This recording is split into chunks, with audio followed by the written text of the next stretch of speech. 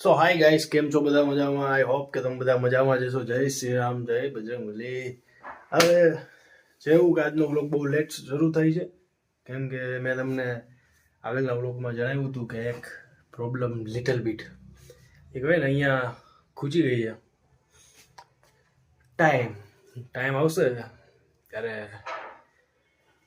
ચોક્કસપણે અમારી કહેવાય ને પોતાની ભાષામાં જવાબ દેવામાં આવશે.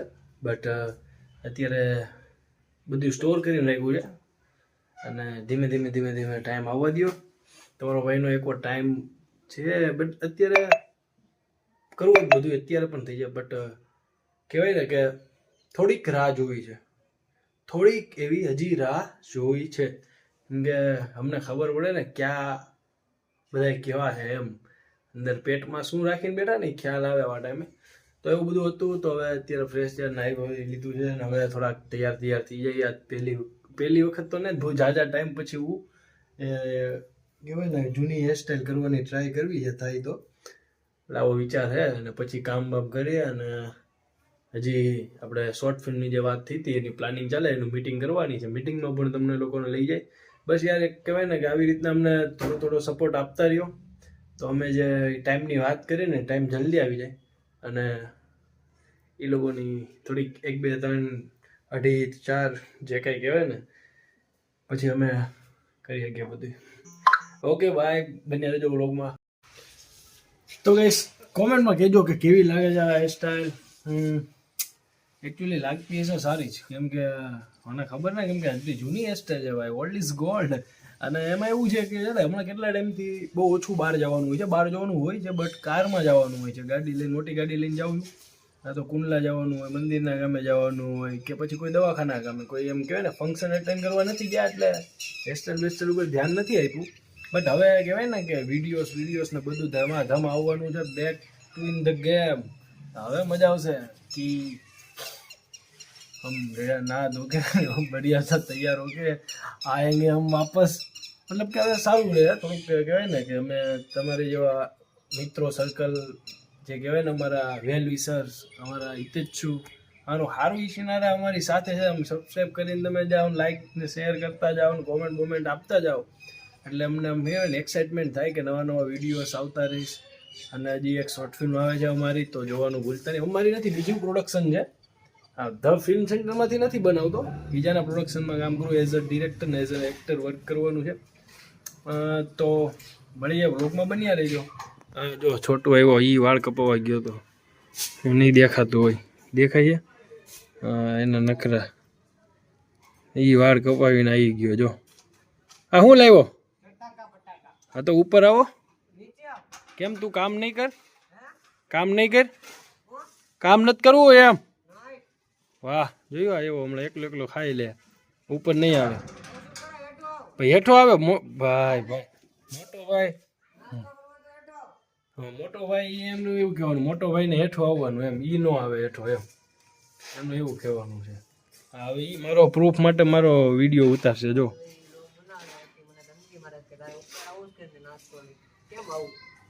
કેમ આવું એટલે હાલી હેઠા થોડા આવે ભાઈ. આમાં એનો મહિલા છે. કેટલા પેકેટ છે? હા તો એક લેતા હોય, તમે જમી લો, ઉપર આવો. કામ કરવા નહીં હું તો હવે આ માની ગયો છે, આપને દે છે. એક બે મોકલી દીધા, આપને મોકલી દીધા, આપણે ખાઈ લીધી. સારું કે વ્લોગ ચાલુ છે ને, એટલે કામનું વ્લોગ ચાલુ કરીએ ને એટલે આવું ખાવાનું મળી જાય એવું નથી. ખરેખર અમે હારે નાસ્તો માટે બધું અમે હારે જ કરીએ. ભાઈ કોને કે યાર એક વસ્તુ કહીશ ને કે જો ભાગ્યશાળી છે જેનું સંયુક્ત કુટુંબ છે.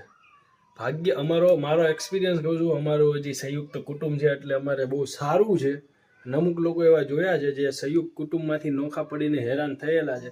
જો તમે ભાઈઓ નોખા થયા એટલે બાર નો ફાવી જાશે. પરસોત્તમ રૂપાલા નથી કહેતા કે ધ્યાન રાખજો ભાઈ, શેઢે સડતા નહીં, 3 જેલમાં જાય ને તો 2 ખેર છે, 2 બહાર રહે. ટૂંકમાં એવું છે.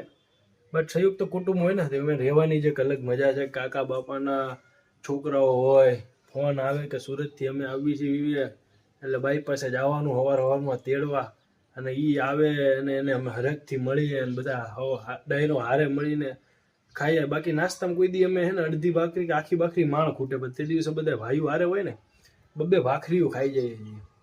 પછી રાતે મોડી રાત સુધી બધા એકબીજાની વાતો કરે, અને એ જે મોજ છે એ સંયુક્ત કુટુંબમાં જ મળશે. તો બ્લોગમાં બન્યા રહેજો.